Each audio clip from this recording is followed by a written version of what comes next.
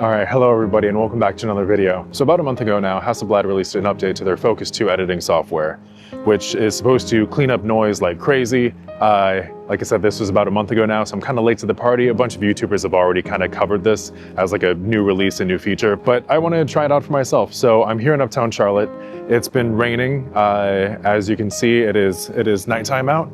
So what I'm hoping to do today is actually really crank up the ISO on my camera and do some low light shooting. So what this update to the software is supposed to do is basically understand the algorithm of how the sensor in the X2D works and calibrate with Hasselblad's natural color system to dramatically reduce the noise in high ISO photos, really get rid of a lot of that digital grain, that digital noise. So I want to see how well that works out. So like I said, I'm up here in Charlotte.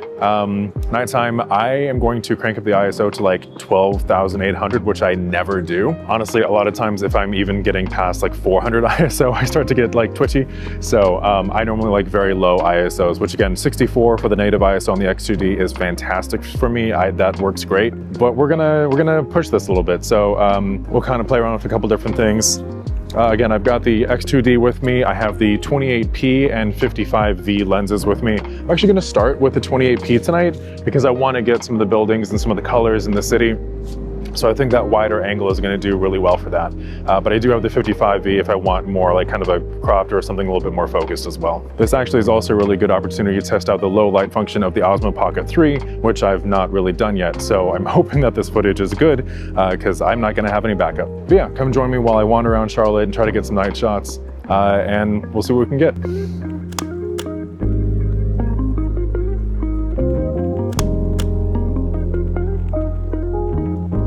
So back when I was in college, I actually did a lot of night photography, primarily because that was kind of the only time that I could get out to do much of anything if I was in classes all day. And I kind of realized when I was thinking about doing this video that I haven't done any really night shooting for a long time now. So I'm actually pretty excited to kind of try this out again. I really love all the colors at night. Things just kind of come alive, especially in any kind of longer exposure photography. So I'm hoping that I can kind of replicate some of that tonight. I actually still have a lot of things on my portfolio that I like from that time when I was doing longer exposure work at nighttime.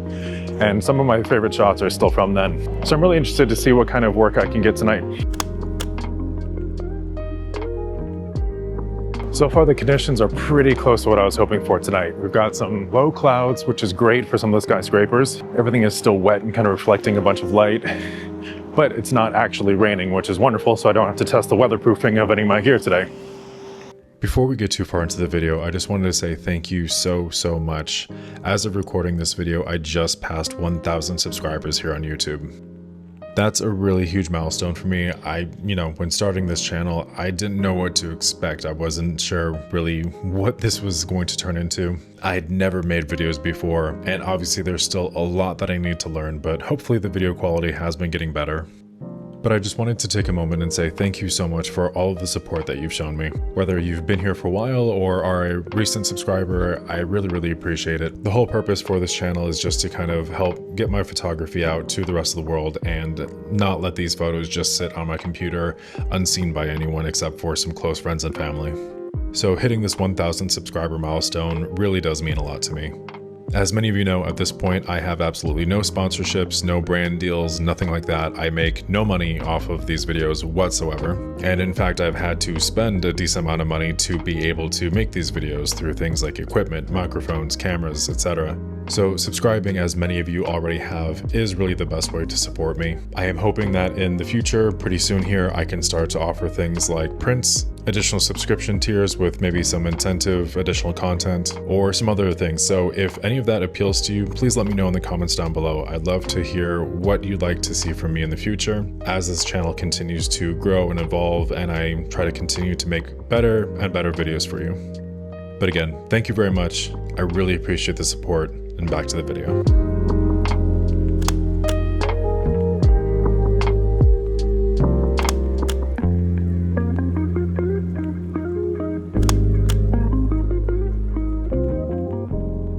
So if I'm going to have really any success tonight in my shots, there's going to be three things I think that I'm really going to have to rely on. The first is the editing software, like I said, to denoise some of these. Because again, shooting at 12,800, I mean, oof, I'm nervous. I'm nervous.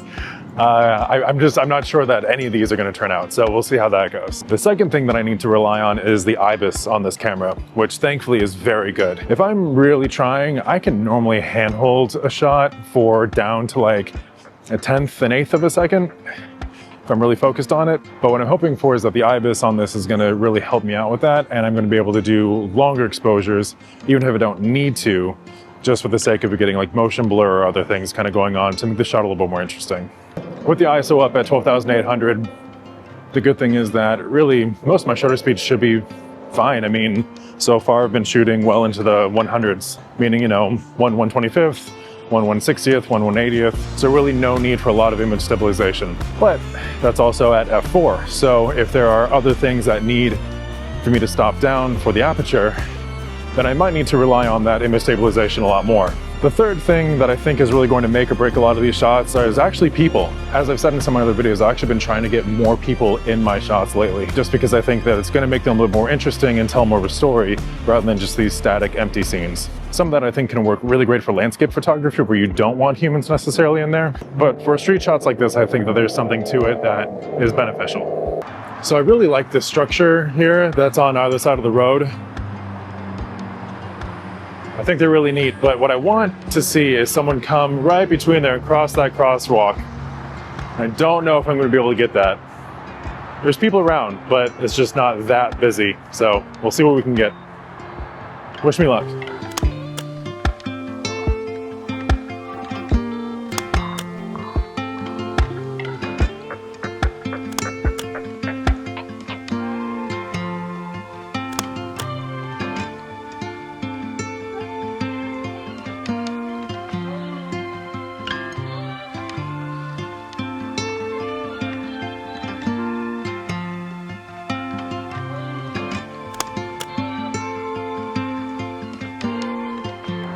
There is something wonderfully ironic about the fact that I'm having to lower the ISO in order to get some of the motion blur and light streaks that I'm looking for in some of these shots. The whole purpose of this video was high ISO, and yet I'm dropping it down to like 1600, 800 even, to try to get some of that motion blur in some of the shots. But so far I am glad that I brought both the 28 and the 55V lens. I think there's definitely going to be opportunities to use both.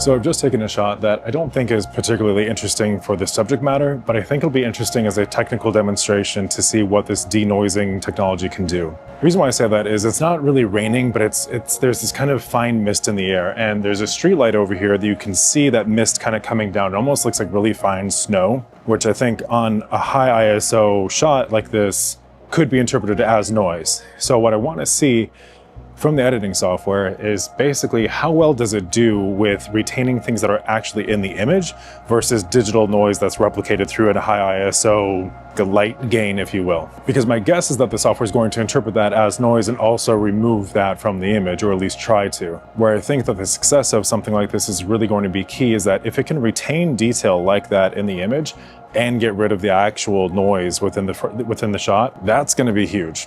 Otherwise, I gotta say, I mean, this has been actually a really enjoyable evening. Just kind of wandering around in Uptown and taking shots. I don't come up here often at night.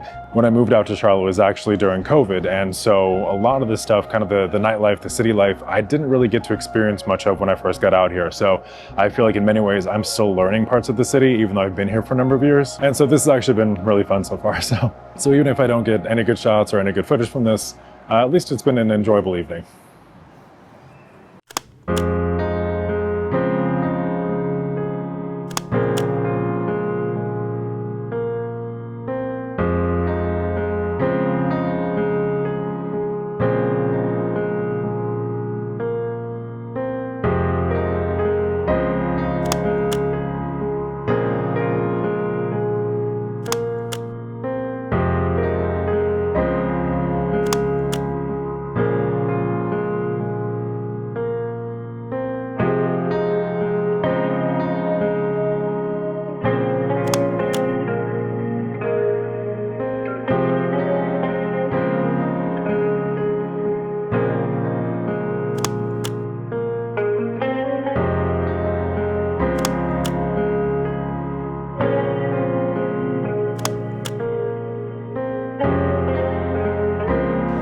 All right, well, been wandering around for I think close to 2 hours now. Pretty much only been shooting on the 28p, so I think what I'm gonna do is throw on the 55V, see if there's any kind of closer up shots that I wanna try to get, start my way back to the car, and get home and take a look at some of these.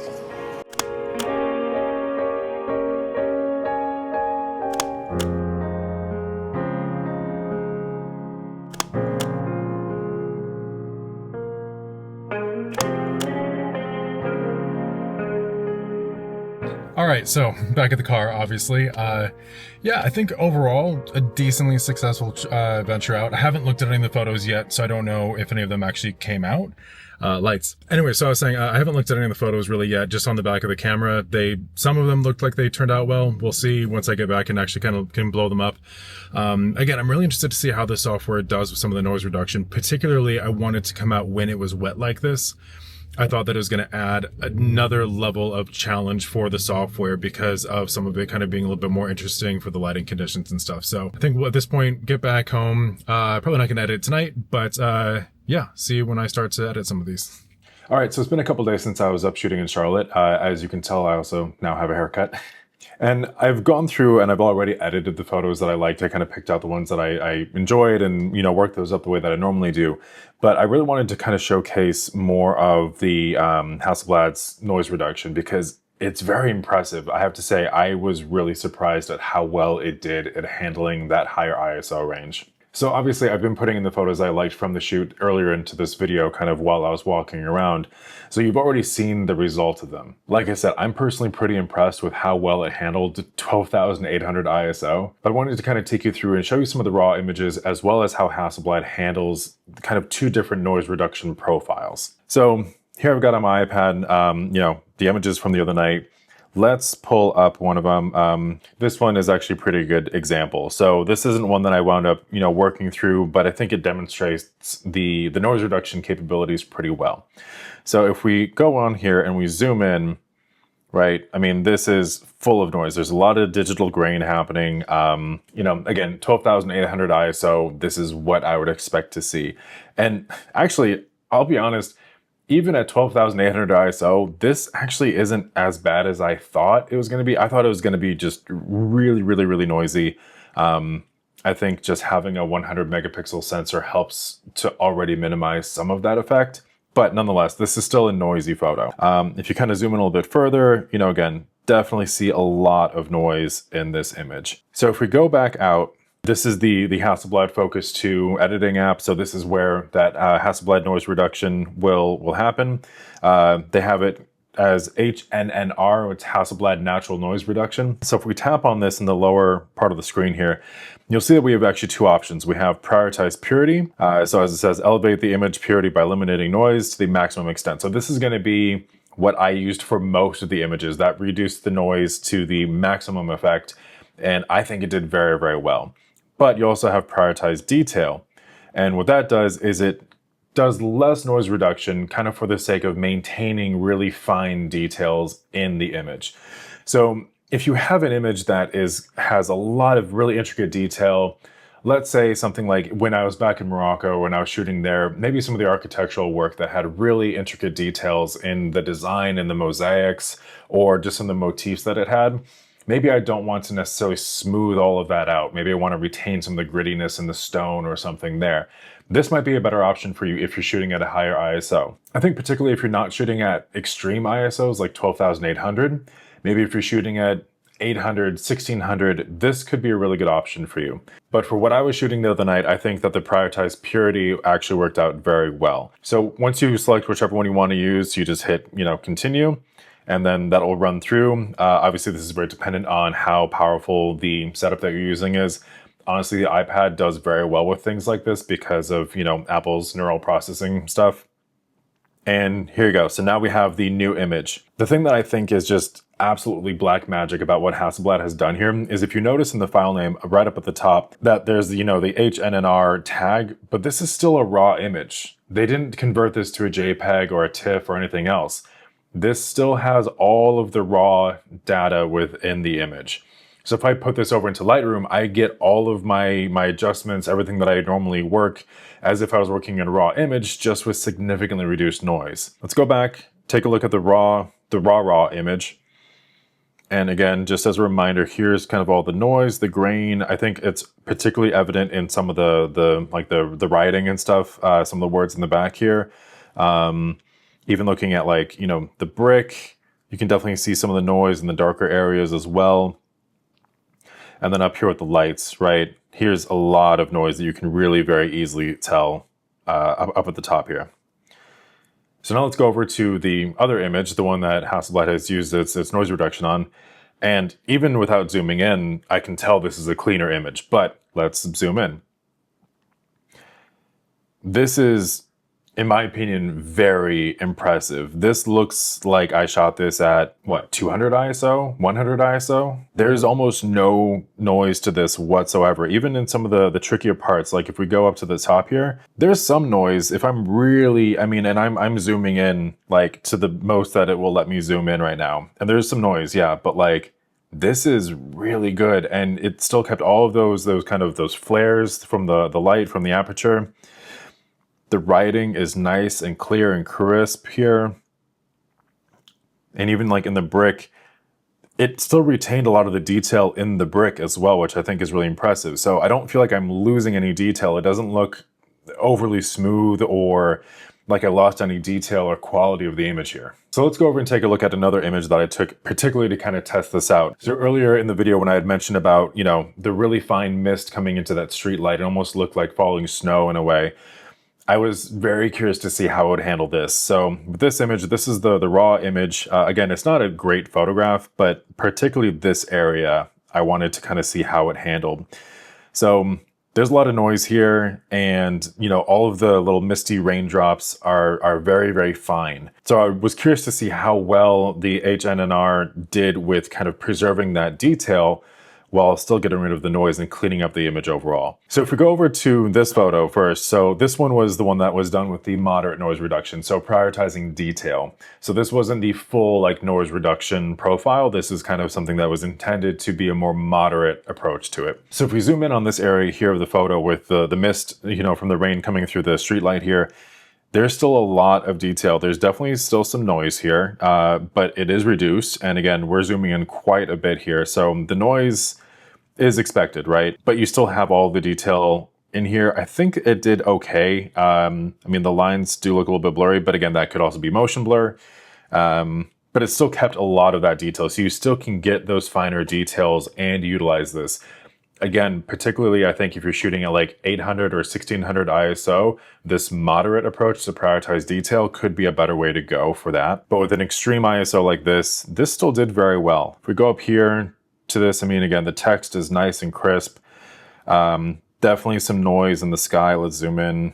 You know, yeah, a lot of noise up here still. So this didn't do as well at kind of cleaning up the image. But again, this is very, very zoomed in. And with 12,800 ISO, still not bad, right? So if we go over to this photo, which is the prioritized purity, which really is their most aggressive noise reduction algorithm. Let's zoom in again on this area. And yeah, I mean, you do still get a lot of the detail. You can still see all of the mist coming through the streetlight just fine. So you have that in the image. You're not going to lose those finer details, but definitely less noise here. I mean, like the tree here looks a lot kind of cleaner. All the branches seem to be more defined to my eye.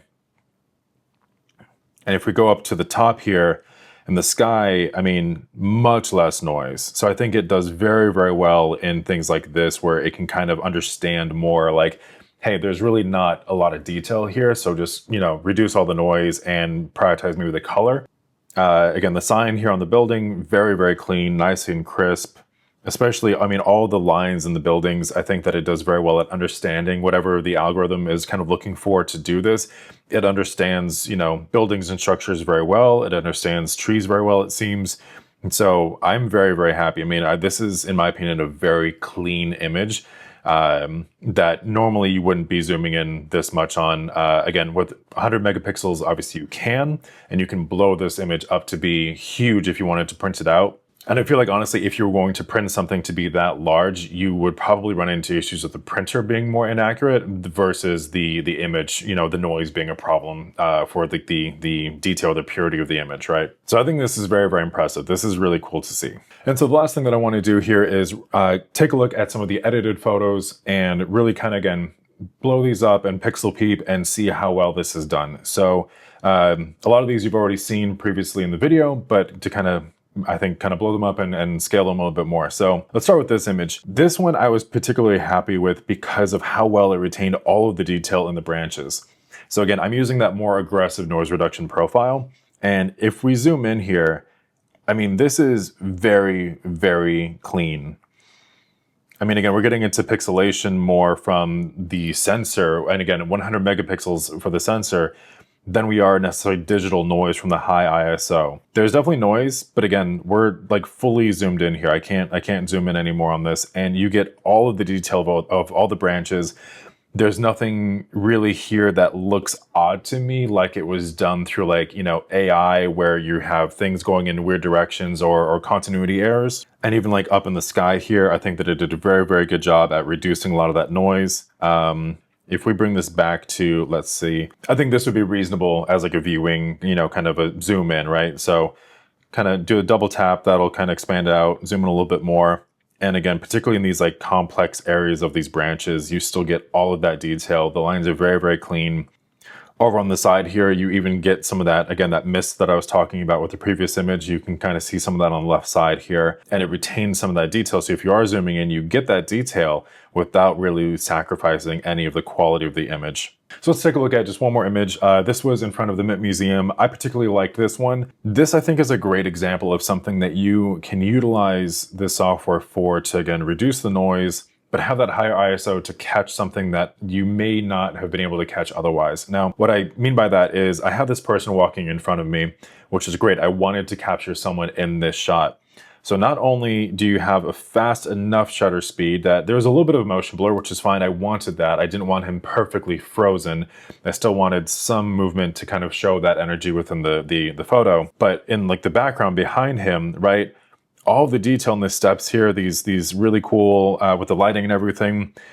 There's all the detail in like the stonework and everything still, but there's no digital noise. I mean, very, very slight. Even going back to, like, you know, the gift shop over here, right? I mean, look, I can read this, right? Like, this is very impressive.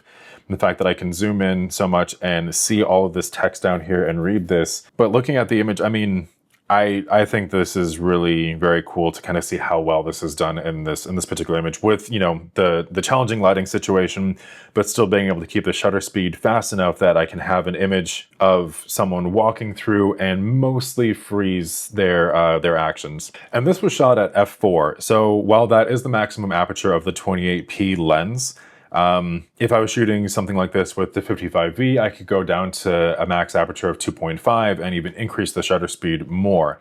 So this was shot at f4 at 1/90th of a second. So if I wanted to try to shoot something like this and really freeze all of the action, stopping down a little bit with the aperture and allowing the shutter speed to be faster would absolutely do that. But to demonstrate, I mean, you could, again, if you have a low enough aperture on your lens, you can even crank up the shutter speed more, freeze that action entirely so there's no motion blur, and still utilize the software here to really make a very clean image at a very, very high ISO, like 12,800, which is what this was shot at. So some final thoughts about Hasselblad's Natural Noise Reduction, their HNNR software for the Phocus 2 editing program. If you have a camera that can take advantage of this, which is their 100 megapixel sensors, so the X2D or the CFV 100C, this will not work on the older CFV 50C or like the X1D, X1D2. But if you have one of either the X2D or the CFV 100C digital back, this will work on it. So this is kind of, I think, a game changer for me personally, and it's going to open up a lot of new shooting opportunities. And what I mean by that is, you know, as I said previously in the video, I used to do a lot more night photography and I really enjoyed it. I love all the colors and the things that kind of come alive at night that you just don't really see during the day. However, as the megapixel count has gotten higher and higher in digital cameras, you know, you start to see a lot more of the blur and, you know, trying to handhold a camera for longer exposures like that.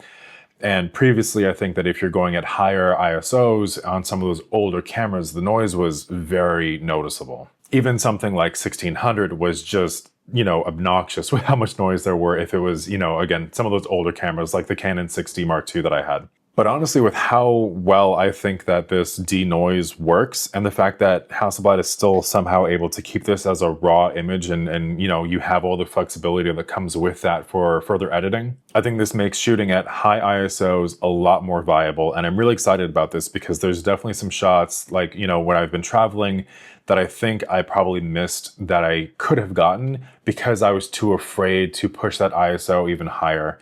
For some low lighting situations. So obviously I'm not just going to start shooting everything at 12,800 ISO and using this to denoise the image. But when it makes sense to do that, when it makes sense to really crank up the ISO to, again, 3200, 6400 even, and utilize something like this to make a cleaner image to work from in your edits, I find that very promising and allows me to be, I think, more creative in certain lighting situations, either low light or night shooting, where I have more confidence at pushing the ISO higher to get the shot that I'm after without worrying about, oh my God, it's just gonna look like hell because of all the noise in the image now. So yeah, I'm really happy with this. I think this was, you know, really impressive to see from Hasselblad. I will definitely be doing more low light shooting and night shooting in the future now, knowing how well this works. So yeah, I mean, I'd love to hear from you. What do you think about the images? Do you think that the noise reduction was successful? If you have a Hasselblad camera and can take advantage of this software, do you think that this is something that you also will be using in the future? Let me know in the comments down below. Otherwise, if you're new here, please consider subscribing. As I mentioned earlier, I just passed 1,000 subscribers, which is really, really huge. So thank you again so much for all of the support. I really didn't know kind of where this channel was going to go, if anyone would even want to watch. So that's a really great milestone to have hit. So again, thank you very much. As always, I really hope that you enjoyed this video. Please leave a like if you did, and I will see you in the next one.